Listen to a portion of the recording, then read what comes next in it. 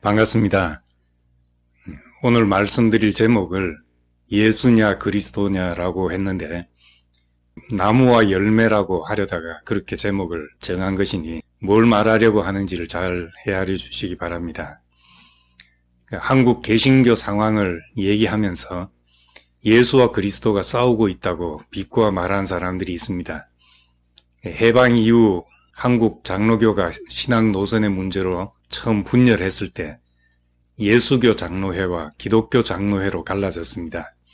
그 뒤 교단들이 더 갈라져 나갈 때마다 한쪽은 예수교를 쓰고 다른 한쪽은 기독교란 이름을 붙였습니다. 기독이라는 말은 그리스도의 한자어 표기입니다. 이것을 빗대어 한국에서 예수와 그리스도가 싸운다고 풍자한 것입니다. 예수와 그리스도는 분리할 수 없는데 현실적으로 이런 말까지 나오게 되었습니다. 그런데 한국 교단뿐만 아니라 전체 기독교 공동체 역시 예수교와 그리스도교로 나누기도 합니다. 역사적인 예수와 그의 삶을 강조하는 곳에서는 주로 예수라는 이름을 사용하고 예수의 죽음과 그의 죽음을 해석한 복음을 강조하는 곳에서는 그리스도라는 칭호를 더 선호하게 됩니다. 그리스도라는 칭호는 예수가 우리를 위해 죽었고 그는 우리의 구원자라는 제자들의 선포를 기초로 합니다. 이것을 바울이 십자가의 도로 완성했다고 볼 수 있습니다. 예수의 죽음에서 그의 생명의 참모습을 보았기 때문입니다. 바울은 유대인 중에 유대인이고 바리새인 중에 바리새인이었습니다.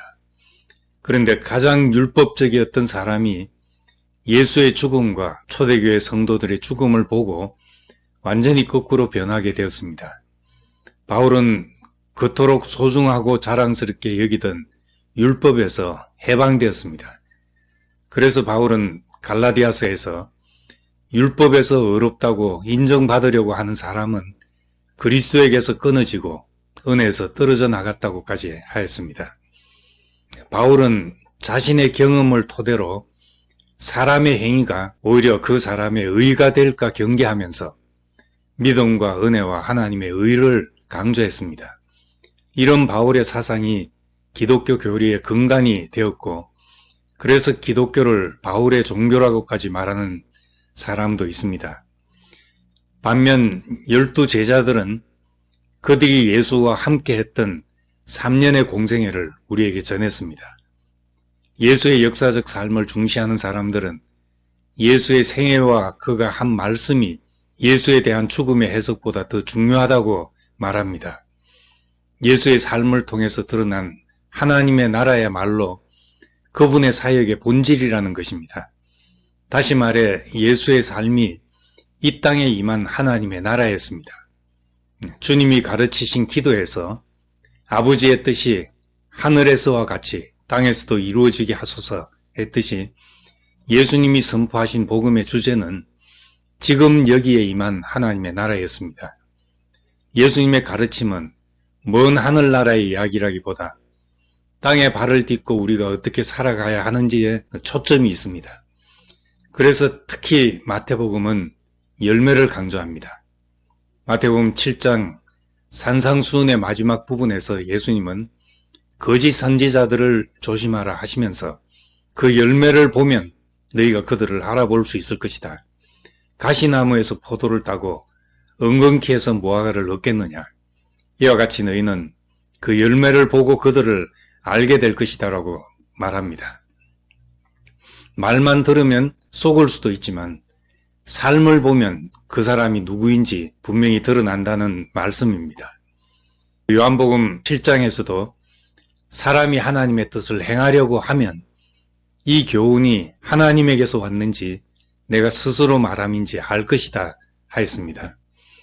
말씀이 하나님께로서 난 것인지 사람에게서 난 것인지 말로는 분별이 어렵고 행해보면 알게 된다는 말씀입니다. 율법에 대해서도 핵심 정리를 하시면서 마음을 다해 하나님을 사랑하고 내 이웃을 내 몸처럼 사랑하라는 구체적인 말씀을 하셨습니다.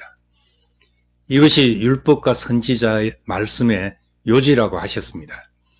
예수님의 말씀은 관념적이지 않고 아주 구체적이고 현실적인 말씀입니다.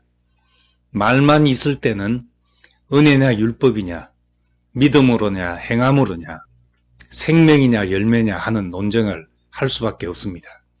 이것이 성경에서는 바울과 야고보가 했던 논쟁이고 교회사적으로는 어거스틴과 펠라기우스의 논쟁입니다.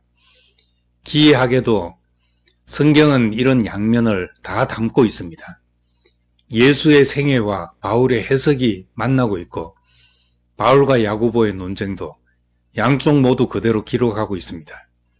그런데 이것이 말로는 모순임에도 불구하고 사람을 보면 그 사람 안에서 이 둘이 하나인 것을 발견합니다. 나의 나된 것은 하나님의 은혜라고 말한 바울은 가만히 앉아서 은혜만 받은 것이 아니라 수고하고 매맞고 죽을 고생하며 땅끝까지 사람들을 만나러 다녔습니다. 은혜를 말하는 바울에게 그 은혜에 합당한 삶이 같이 있었습니다. 생명과 열매는 서로 대립하여 하나만 취할 수 있는 것이 아니라 서로 분리할 수 없이 예수의 생명 안에 있는 사람에게는 예수의 삶도 함께 있습니다. 우리가 예수처럼 살려고 애쓴다고 그를 따를 수 있는 것이 아닙니다.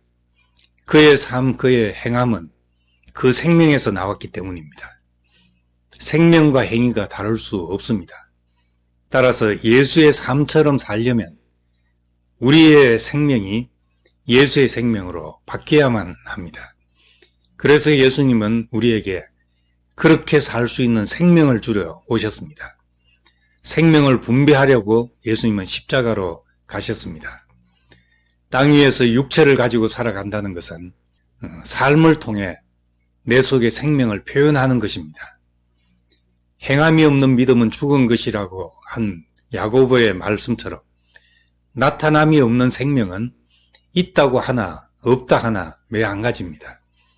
아무리 내게 새 생명이 있고 아름다운 마음이 있다 할지라도 그것이 표현되지 않으면 알 길이 없습니다.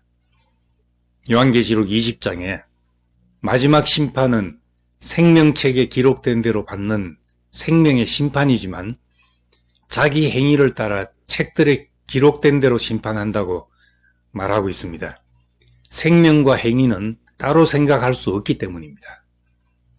사람의 행위만 강조하면 인위적인 노력이 들어가고 자기 의의가 됩니다. 그렇다고 은혜만 강조하고 사람의 행위를 무시해버리면 삶이 받쳐주지 않는 공허한 말잔치가 되고 심지어 자신의 부끄러운 행위도 책임지지 않는 도덕 불감증에 빠지게 됩니다. 기독교의 특성은 역사성과 현실성이 있습니다. 관념적인 이론이 아니라는 말입니다. 근데 오늘날 십자가의 복음이 입에만 떠도는 관념적인 말이 되어서 실제로 그리스도인의 삶에서는 예수의 죽음을 거의 볼 수 없게 되었습니다. 사람들이 무엇에 목말라 하고 있습니까? 교회가 세상에 빛이 되고 소금이 되지 못하고 비난받는 이유가 무엇입니까? 오늘날 교회 안에 예수가 없다는 탄식은 말이 없어서가 아니라 그가 누구인지 보여주는 삶과 행위가 없다는 말입니다. 종교 박람회를 쓴 앤소니 드멜러 신부는 이렇게 말했습니다. 예수님은 그의 생애를 통해 수천 년 흘러온 말을 살로 바꾸었는데 2000년 동안 그리스도인들은 예수의 살을 다시 말로 바꾸었다는 것입니다.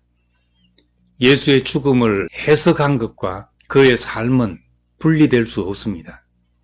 예수의 죽음이 우리에게 구원이 되었다면 예수의 삶이 우리에게 나타나는 것은 당연한 일입니다. 바울이 갈망한 대로 살든지 죽든지 내 몸에서 그리스도가 존귀된다는 것이 바로 그것입니다. 그리스도인의 소망은 우리 생애에서 그분의 나타나심입니다.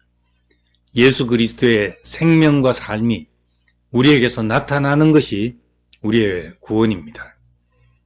한 알의 밀이 땅에 떨어져 죽어 밀밭이 되듯이 교회를 통해 많은 그리스도인을 통해 그분의 생명과 삶이 나타나고 재현되기를 소망합니다. 감사합니다.